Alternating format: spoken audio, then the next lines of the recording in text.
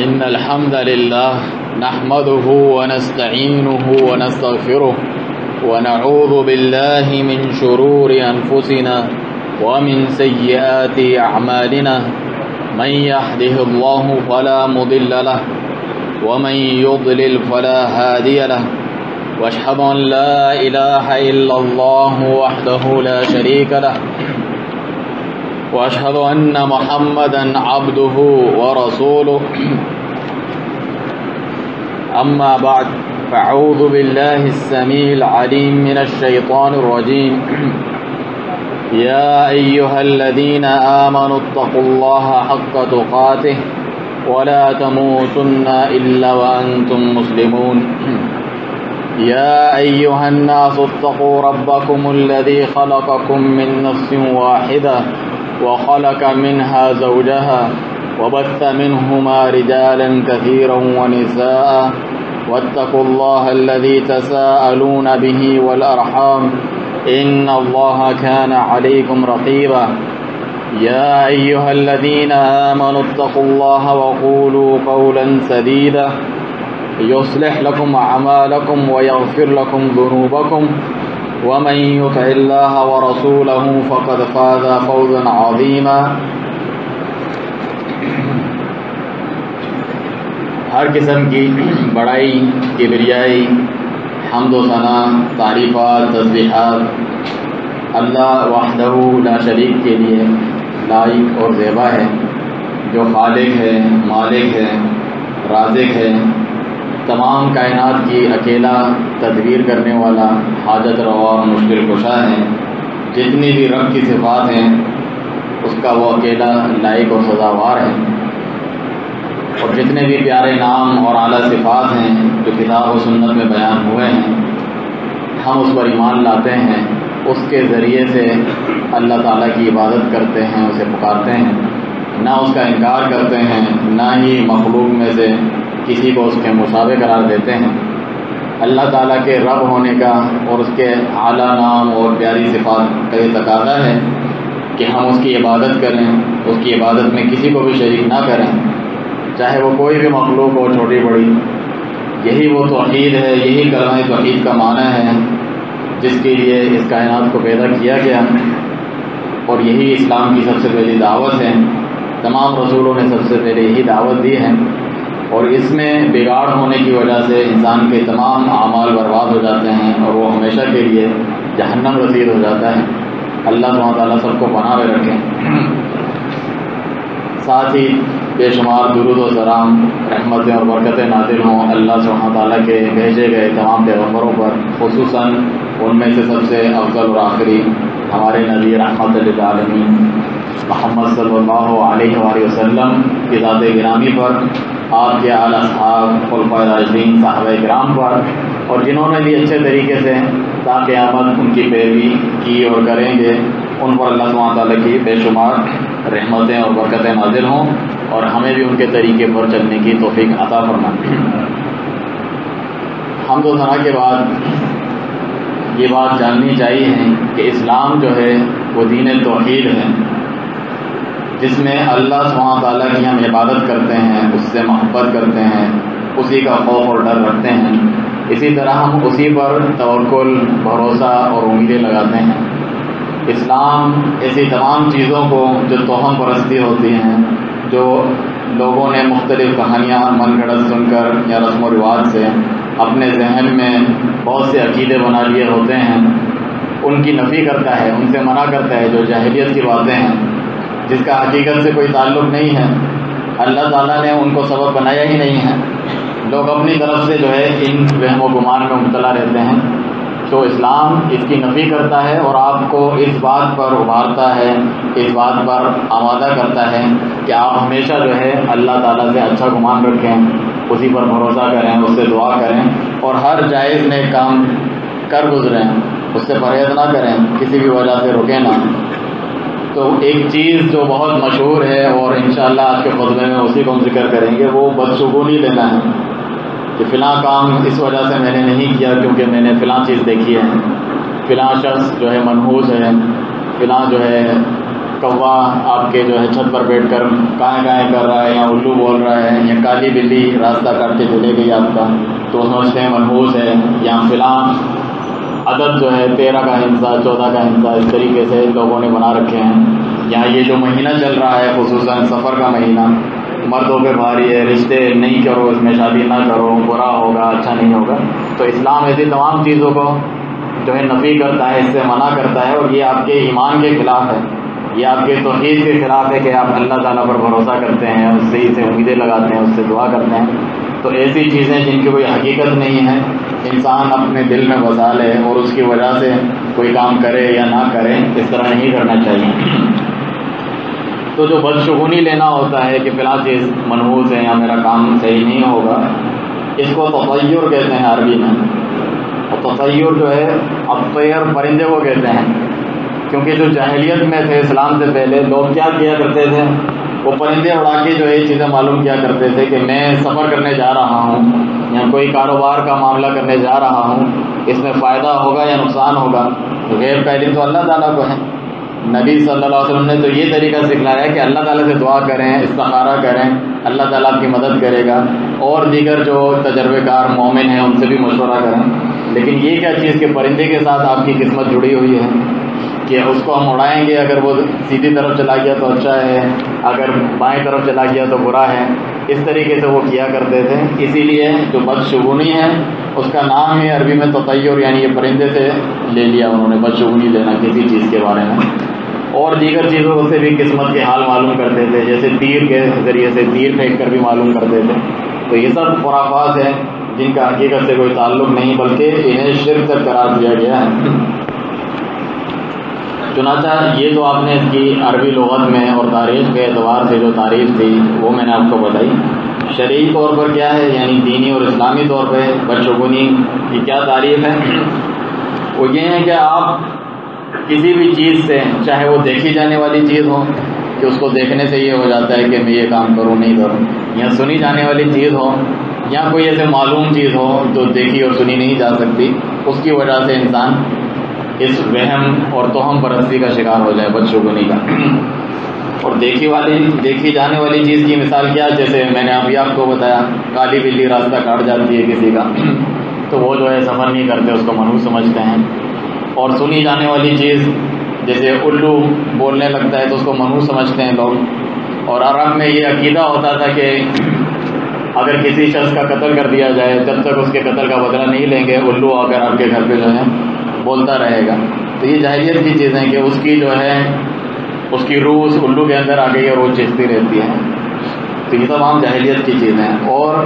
تیسری چیز تو میں نے آپ کو بتائی کہ ایسی چیز جو نہ دکھائی دیتی ہے نہ سنائی دیتی ہے، لوگوں نے دل میں تصور بنا لیا ہے. جس طرح یہ سفر کا مہینہ ہے یا کوئی بھی تاریخ ہے، یہ تاریخ ہمارے لیے منحوس ہے، یہ لفظ جو ہے ہمارے خاندان کے لیے اچھا نہیں ہے، اس طریقے کی باتیں کرنا، یہ تمام چیزیں بدشگونی اور توہم پرستی میں شمار کی جاتی ہیں. خصوصاً ہمارے جو معاشرے ہیں بر صغیر کے، پاکستان وغیرہ کے، جو ہندوؤں کے ساتھ میل ملاپ رہا اور اکثر لوگ وہیں سے اسلام لے کر آئے، تو یہ چیزیں ان کے اندر بہت پائی جاتی ہیں. اور وہی اسلام کے اندر بھی جو ہے بہت سارے لوگوں نے منتقل کر دی ہیں.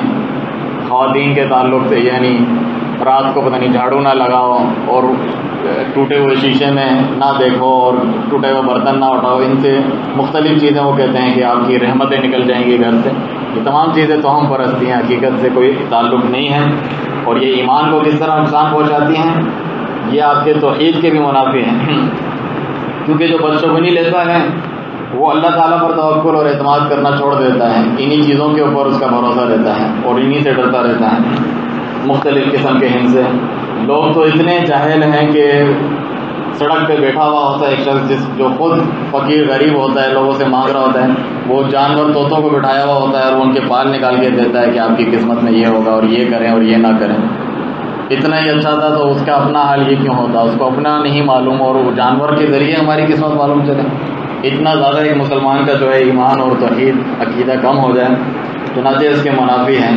اسی طریقے سے ایسی چیز سے آپ کا دل جڑ جائے گا جس سے آپ کو دل نہیں جوڑنا چاہیے. اللہ تعالیٰ سے ہی ہمیشہ امیدیں اور لو لگانی چاہیے. ہمارا کیا عقیدہ ہے، ایاک نعبد و ایاک نستعین، اے اللہ ہم تجھی سے تیری عبادت کرتے ہیں اور تجھی سے مدد طلب کرتے ہیں، تو یہ تو توکل اور بھروسے کے خلاف ہے۔ فاعبدہ وتوکل علیہ، سورۃ ہود میں فرمایا کہ اللہ ہی کی عبادت کرو، اگر اسی اکیلے کی عبادت کرتے ہو تو توکل اور بھروسہ بھی صرف اسی کے اوپر کرو۔ چنانچہ یہ بدشگونی کا نقصان ہے اور یہ بالکل حرام ہے اور آپ کی توحید اور ایمان کے بھی خلاف ہے۔ اس کا نقصان یہ ہے کہ انسان جو خیر کا کام، جو جائز کام کرنے جاتا ہے اس سے رک جاتا ہے، حالانکہ کوئی وجہ نہیں ہوتی کہ اس سے رکے۔ تو یہ تو شیطان کی ہی چال ہوئی کہ آپ کو ایک اچھے کام سے اس نے روک دیا، ایک جائز کام سے روک دیا،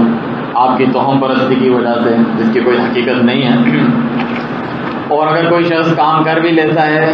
اگر اس کا ایمان تھوڑا مضبوط ہے اس پہلے والے شخص سے، پھر بھی دل میں کچھ کھٹک ہوتی ہے کہ میں نے یہ کام کر تو لیا ہے، وہ بلی گزر تو گئی تھی صبح، میں نے پرواہ نہیں کی، چلا گیا ہوں، لیکن کچھ ہو نہ جائے۔ تو یہ دونوں چیزیں نہیں ہونی چاہیے۔ پہلا شخص زیادہ برا ہے کہ وہ کام کرنا ہی اس نے چھوڑ دیا اس کی وجہ سے، دوسرا شخص بھی، اس کا ایمان بھی تھوڑا کمزور ہے کہ دل میں آپ کے خیال آنا ہی نہیں چاہیے، اس کی سوچ آنی ہی نہیں چاہیے۔ اگر آ بھی جائے اس کا بھی حل بتایا گیا ہے، انشاءاللہ آگے ہم ذکر کریں گے، کیونکہ انسان کے دل میں خیال آ جاتا ہے نہ چاہتے ہوئے بھی، اس نے کہیں سے سنی ہوتی ہے وہ بات، بھلے اس کا عقیدہ نہ ہو، تو وہ ذہن میں ایک چیز آ جاتی ہے، اس کو اللہ سبحانہ تعالیٰ توکل اور بھروسے کے ذریعے دور کر دیتا ہے۔ کچھ آیات قرآن مجید میں بھی اس لفظ کے تعلق سے، بدشگونی کے تعلق سے ذکر ہوئی ہیں، جس سے ہمیں کچھ وضاحت ہوتی ہے اس تعلق سے کہ یہ چیزیں یعنی بات کی جاتی نہیں، پہلے نبیوں کے زمانے سے بھی اس قسم کے عقیدے اور خرافات، توہم پرستی کا لوگ شکار تھے۔ چنانچہ موسیٰ علیہ السلام کی قوم کے تعلق سے فرمایا کہ الا انما طائرهم عند اللہ ولکن اکثرهم لا يعلمون۔ ان کی جو قوم والے تھے، جب ان پر کوئی مصیبت پڑتی وہ ایمان نہیں لے کر آتے تھے، قحط سالی پڑتی، اللہ تعالیٰ کی طرف سے عذاب پڑتا، وَإِن تُصِبْهُمْ سَيِّئَةٌ، جب کوئی برائی ان کو پہنچتی تو کیا کہتے ہیں، يَطَّيَّرُوا بِمُوسَىٰ وَهُمْ مَعَهُ۔ یہ تو موسیٰ علیہ السلام کی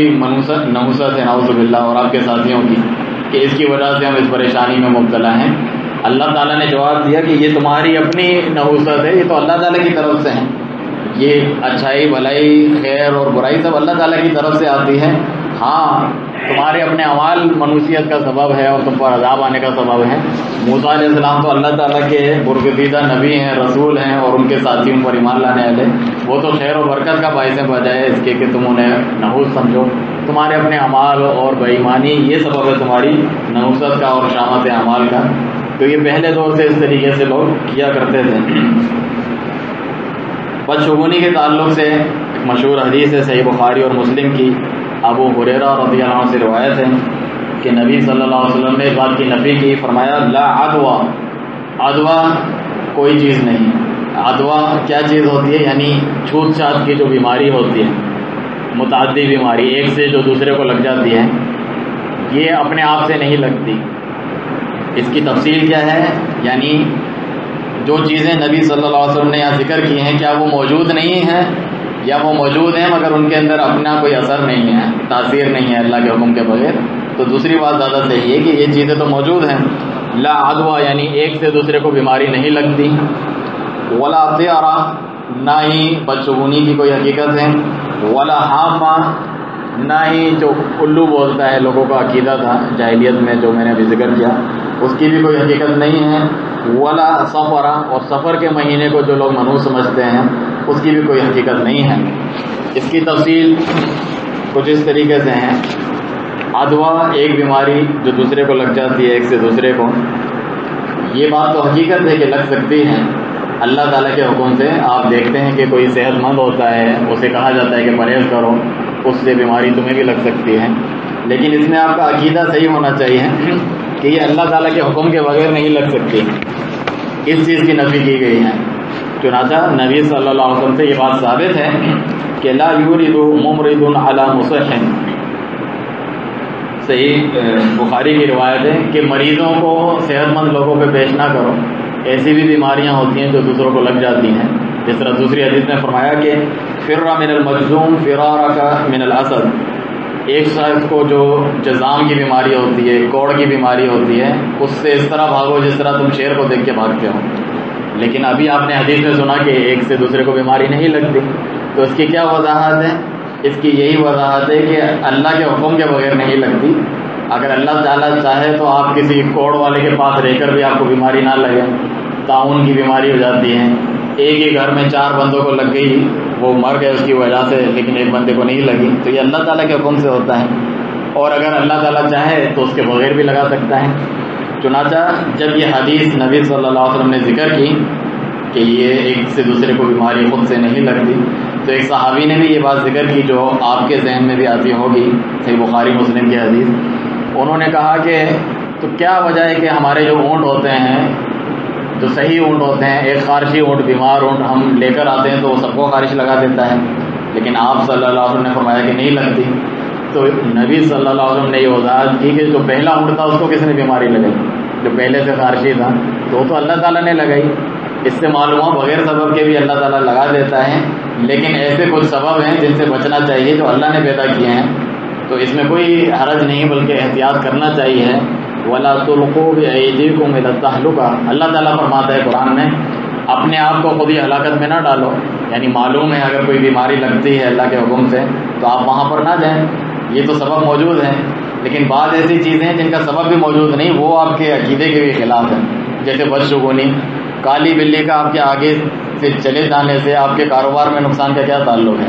کوئی تعلق نہیں ان کا، نہ سبب اللہ نے بنایا ہے، تو یہ آپ کے ایمان کے شدید منافی ہے۔ چنانچہ یہ بات آپ کے سامنے وضاحت کے ساتھ ہم نے ذکر کی کہ جن چیزوں کی نبی صلی اللہ علیہ وسلم نے نفی کی ہے وہ موجود ہیں، جیسے کہ الو موجود ہیں دنیا میں، اسی طریقے سے سفر کا مہینہ آتا ہے، لیکن ان کے اندر جو نحوست کا عقیدہ رکھتے ہیں اس کی نفی کی ہے کہ یہ منحوس نہیں ہے،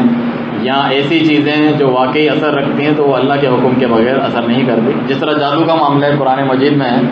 وما ہم بضارین، کہ وہ کسی کو نقصان نہیں پہنچا سکتے تھے اپنے جادو کے ذریعے سے الا باذن اللہ، مگر اللہ کے اذن سے، تو جس طرح دیگر بیماریاں اللہ کے حکم کے بغیر نہیں لگ سکتی، اسی طریقے سے متعدی بیماری، ایک سے دوسرے کو لگنے والی بیماری بھی اللہ کے حکم کے بغیر نہیں لگ سکتی۔ ان چیزوں کو جو منع کیا گیا ہے اس میں حکمت یہی ہے کہ انسان اپنا تعلق اپنے رب سے جوڑے، اسی پہ توکل اور بھروسہ کریں، نیک کام جائز کاموں سے نہ رکا کریں، پورے اعتماد کے ساتھ وہ کام کیا کریں، اللہ سے مدد طلب کیا کریں، نہ کہ جو ہے سستی کا شکار ہو کے بیٹھ جائیں ایسے وہم و گمان ذہن میں رکھتے ہوئے۔ بہت سے ایسے لوگ ہیں جب کوئی نیا کام شروع کرتے ہیں، کوئی کاروبار یا مختلف چیزیں، اس میں نقصان ہونا شروع ہو جاتے ہیں تو فوراً سے بدظن ہو جاتے ہیں، کوئی نحوست ہے، فلانے کو میں نے دیکھ لیا تھا، اس کی شکل دیکھ لی تھی، یہ بات کر لی تھی، یہ نہیں سوچنا چاہیے۔ کبھی آزمائش بھی آتی ہے، انسان تھوڑا صبر کرے اور جو ہے اللہ تعالیٰ بعد میں آسانی اور خوشحالی پیدا کر دیتا ہے۔ ہاں آپ کے لیے وہ موضوع نہیں ہے، وہ آپ کو سوٹ نہیں کرتا کام، تو بعد میں انسان اس کو تبدیل بھی کر سکتا ہے، مگر اس بدعقیدگی کے بغیر۔ بدشگونی کے برعکس ایک اور چیز ہے جسے فال لینا کہتے ہیں۔ تو انس رضی اللہ عنہ سے روایت ہے کہ نبی صلی اللہ علیہ وسلم نے جب یہ فرمایا کہ یہ جو بیماری ہے ایک سے دوسرے کو نہیں لگتی اور نہ ہی بدشگونی لینی چاہیے، مگر ساتھ میں آپ نے یہ بھی فرمایا وَيُعْجِبُنِي الْفَالُ، لیکن مجھے فال پسند ہے۔ تو صحابہ نے پوچھا کہ فال کیا ہوتا ہے؟ اس کی تشریح بھی نبی صلی اللہ علیہ وسلم نے خود ہی فرما دی،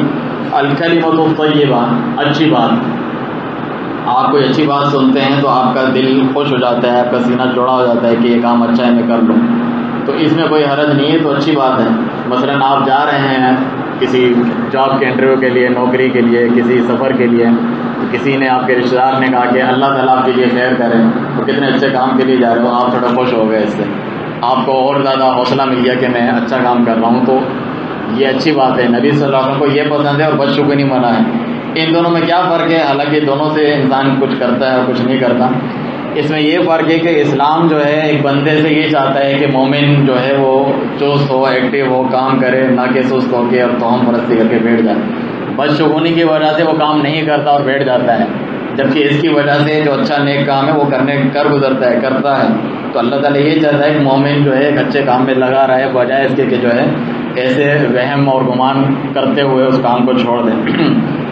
اقول قولی هذا واستغفر الله لي ولكم ولسائر المسلمين من كل ذنب فاستغفروه انه هو الغفور الرحيم۔ الحمد لله حمدا كثيرا طيبا مباركا فيه كما يحب ربنا ويرضى، واعلموا ان خير الحديث كتاب الله وخير الهدي هدي محمد صلى الله عليه وسلم، وشر الأمور محدثاتها فإن كل محدثة بدعة وكل بدعة ضلالة وكل ضلالة في النار۔ بدشگونی شرک ہے۔ نبی صلی اللہ علیہ وسلم نے فرمایا، ابن مسعود رضی اللہ عنہ سے روایت ہے، فرمایا الطیرۃ شرک، بدشگونی لینا شرک ہے، 3 مرتبہ فرمایا۔ آگے صحابی فرماتے ہیں کہ وما منا الا، ہم میں سے ہر ایک کو ہو جاتی ہے، یعنی ذہن میں یہ خیال آ جاتا ہے،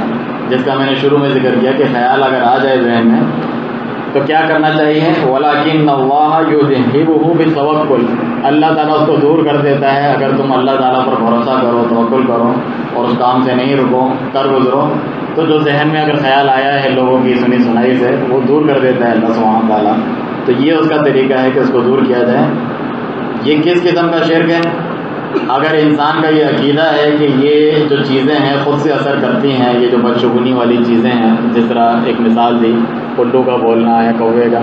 یہ خود ہی اپنی طرف سے ان کے اثر ہے، ان کے اندر یہ آپ کو نقصان یا فائدہ پہنچا سکتے ہیں، تو یہ شرک اکبر ہے، نعوذ باللہ۔ انسان دائرہ اسلام سے خارج ہو جاتا ہے، کیونکہ یہ تو اللہ تعالیٰ کے اختیار میں ہے۔ لیکن اگر اس کا یہ عقیدہ نہیں ہے، یہ سمجھتا ہے کہ اللہ نے ان کو یہ سبب بنایا ہے کہ اس طریقے سے ہوتا ہے، تب بھی اس کا یہ غلط عقیدہ ہے، لیکن یہ شرک اصغر ہے جس سے آپ کے ایمان میں کمزوری ہوتی ہے، اور دونوں سے انسان کو بچنا چاہیے۔ بدشگونی کو دور کیسے کیا جا سکتا ہے؟ اللہ سبحانہ تعالیٰ پر توکل اور بھروسہ کرتے ہوئے، اور اس کے کفارے کے متعلق بھی رسول اللہ صلی اللہ علیہ وسلم نے اپنی ایک حدیث میں، جو کہ مسند احمد کی صحیح حدیث ہے، فرمایا ابن عمر رضی اللہ عنہما سے کہ جس کسی کو بدشگونی نے اپنے کام سے روک دیا اس نے ضرور شرک کیا۔ تو انہوں نے عرض کیا صحابہ نے، اس کا کفارہ کیا ہے؟ فرمایا کہ یہ دعا پڑھا کرو، اللہم لا خیر الا خیرک، اے اللہ کوئی خیر نہیں مگر تیری ہی خیر، ہر خیر تیری طرف سے ہیں، ولا طیر الا طیرک، جتنے بھی پرندے ہیں وہ تیرے ہی پرندے ہیں جن سے لوگ بدشگونی لیتے ہیں، خیر و برکت تیری ہاتھ میں ہے، یہ سارے تیرے ہی کنٹرول میں ہیں، اپنی مرضی سے کوئی خیر و شر پہنچانے کے لیے نہیں چلتے۔ ولا الہ غیرک، اور تیرے سوا کوئی عبادت کے لائق نہیں، کوئی معبود حقیقی نہیں۔ جب اللہ اکیلا عبادت کے لائق ہے تو پھر ہمیں بھروسہ اور توکل بھی اسی پر کرنا چاہیے۔ تو اس حدیث سے ہمیں معلوم چلا کہ بدشگونی لینا جو ہے شرک میں سے، اور انسان کو کبھی بھی اس کے کام سے بدشگونی نہ روکنے پائے، بلکہ ہر خیر کا کام اسے کر گزرنا چاہیے۔ اور سنی سنائی باتیں اور لوگوں نے جو توہم پرستیاں پھیلائی ہوئی ہیں، اور یہ سفر کے مہینے سے، اس میں کبھی بھی آپ کو نہیں رکنا چاہیے کہ میں سفر کے مہینے میں شادی بیاہ نہیں کر رہا ہے، سفر کاروبار شروع نہیں کر رہا، کر لینا چاہیے۔ سارے ہی مہینے اللہ سبحانہ تعالیٰ کے ہیں، تمام زمانے میں جو ہے جو دن ایام گزرتے ہیں اس کا الٹ پھیر سب اللہ تعالیٰ کے ہاتھوں میں خیر و شر۔ تو کسی بھی مہینے کو یا دن کو اللہ تعالیٰ نے منحوس قرار نہیں دیا آپ کی زندگی کے لیے، آپ اس کی عبادت کریں، اس پہ بھروسہ کریں اور وہ کام کر گزریں۔ آخر میں ایک حدیث ہے جو آپ میں سے بہت سے لوگوں نے سنی ہوگی، اس کی تھوڑی سی وضاحت کر کے میں اس خطبے کو ختم کرتا ہوں، کیونکہ اس کی وجہ سے بھی بعض لوگوں میں یہ جو ہے اشکال پیدا ہو سکتا ہے، یعنی وہم پیدا ہو سکتا ہے کہ یہ حدیث تو اس کے خلاف ہے۔ مثلا نبی صلی اللہ علیہ وسلم نے فرمایا کہ بدشگونی نہیں ہے، نہیں لینی چاہیے، اور کسی چیز میں نحوست نہیں ہوتی، مگر ایک اور حدیث ہے صحیح بخاری کی کہ اگر بدشگونی ہوتی تو 3 چیزوں میں ہوتی، نحوست اگر ہوتی تو 3 چیزوں میں ہوتی۔ الفرس یعنی گھوڑے میں جو انسان کی سواری ہوتی ہے، چاہے گھوڑا ہو یا کوئی گاڑی کار ہو، چاہے اونٹ ہو، کوئی بھی ہو۔ المرأۃ عورت میں جو انسان بیوی گھر لے کر آتا ہے کہ یہ منحوس ہے بیوی، اس طریقے سے کہا جاتا ہے۔ یا الدار ہو، یا گھر میں کہ اس گھر میں جب سے ہم شفٹ ہوئے ہیں ساری مصیبتیں ہمارے سر پہ آ رہی ہیں۔ تو ایک حدیث میں یہ کہا کہ ان 3 چیزوں میں نحوست ہے، جبکہ دوسری حدیث میں کسی چیز میں نحوست نہیں ہے، اور ایک حدیث میں فرمایا کہ اگر نحوست ہوتی تو ان چیزوں میں ہوتی۔ تو اس کا جواب 2 طریقے سے علماء کرام فرماتے ہیں۔ چنانچہ شیخ ابن باز رحمہ اللہ جو کہ مفتی اعظم تھے سعودی عرب کے، وہ فرماتے ہیں کہ خود نبی صلی اللہ علیہ وسلم نے ان 3 چیزوں کا اگر ذکر کیا ہے تو یہ ایکسیپشنل ہے، یعنی الگ ہیں، کہ ان کے کام ایسے ہوتے ہیں جس کی وجہ سے انسان کو نقصان ہو رہا ہوتا ہے، تو سمجھا یہ جاتا ہے کہ اس سے مجھے مصیبت پڑ رہی ہے، نصرت پڑ رہی ہے، تو اس کو بدل بھی سکتا ہے انسان، یعنی شرعی طور پر۔ مثلا اگر کسی کی بیوی واقعتاً بد اخلاق ہے اور اچھی نہیں ہے، بدسلوکی کرتی ہے، نافرمان ہے، تو وہ اس کو طلاق دے کے دوسری کر سکتا ہے۔ تو یہ تو کوئی شرعی کباغ نہیں ہے جس طرح دوسری بدشگونیاں ہوتی ہیں. ایک اس کا سبب یہ ہے. دوسرا یہ وضاحت ہے کہ خود نبی صلی اللہ علیہ وسلم نے ایک دوسری حدیث میں اس کی تشریح کر دی ہے، جس طرح کہ شیخ البانی رحمہ اللہ جو کہ مشہور محدث گزرے ہیں، آپ فرماتے ہیں کہ ایک اور روایت میں ہے کہ اگر کسی چیز میں نحوست ہوتی ففی المرء والفرس والدار، اگر ہوتی کا مطلب یہ ہے کہ یعنی نہیں ہے، اگر ہونی ہوتی تو ان چیزوں میں ہوتی، ان میں بھی نہیں ہے اور کسی میں بھی نہیں ہے، اگر ہونا ہوتا تو اس میں ہوتا. تو یہ اس کی کچھ تشریح ہے جس سے یہ معاملہ جو ہے واضح ہو جاتا ہے. اور امام ابن القیم رحمہ اللہ یہ فرماتے ہیں، جس سے میں اپنی بات کو ختم کرتا ہوں، کہ ان تینوں چیزوں کا جو منحوس ہونا ذکر کیا ہے وہ لوگوں کے حساب سے ذکر کیا ہے، یعنی لوگ انہیں منحوس سمجھتے ہیں. اصل میں منحوس نہیں ہوتی، کوئی عورت خود سے، کوئی بیوی خود سے، یا کوئی گھوڑا یا سواری خود سے منحوس نہیں ہوتی کہ نحوست آ جائے اس کی وجہ سے. اور یہاں جو آپ کا گھر ہے وہ نحوست کا سبب ہے. لوگ یہ سمجھنے لگتے ہیں کہ جب سے یہ آئی ہے اس طرح ہو گیا، جب سے اس گھر میں گیا اس طرح ہو گیا. تو اپنے ذہن میں ایسی چیزیں پالنی بھی نہیں چاہیے، انسان کے نقصان کا سبب بنتی ہے، تو اس سے انسان پرہیز کرے. بھلے عقیدہ آپ کا صحیح ہے، وہ گھر چھوڑ دیں تاکہ آپ کے ذہن میں سے خیالات نہ آئیں. گھر تبدیل کرنا تو جائز ہے کہ انسان کے لیے. تو یہ اس کی کچھ وضاحت ہے. اللہ سبحانہ تعالیٰ سے دعا ہے کہ ہمیں اللہ تعالیٰ کی توحید، ایمان، اس پر پختہ توکل اور بھروسہ کرنے کی توفیق دے. ہر قسم کے بدعات، خرافات اور بدشگونیوں سے پرہیز کرنے کی تمام مسلمانوں کو توفیق دیں. جہاں جہاں مسلمان پریشان حال ہیں، کمزور ہیں، مظلوم ہیں، اللہ سبحانہ تعالیٰ ان کی مدد و نصرت فرمائے. جو بیمار ہیں اللہ سبحانہ تعالیٰ انہیں شفا عاجلہ اور کاملہ عطا فرمائے.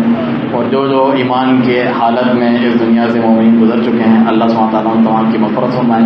ربنا آتنا فی الدنیا حسنہ وفی الآخرۃ حسنہ وقنا عذاب النار. عباد اللہ رحمكم اللہ، ان اللہ یأمر بالعدل والإحسان وإیتاء ذی القربى وینہی عن الفحشاء والمنکر والبغی یعظکم لعلکم تذکرون. اقیموا الصلاۃ.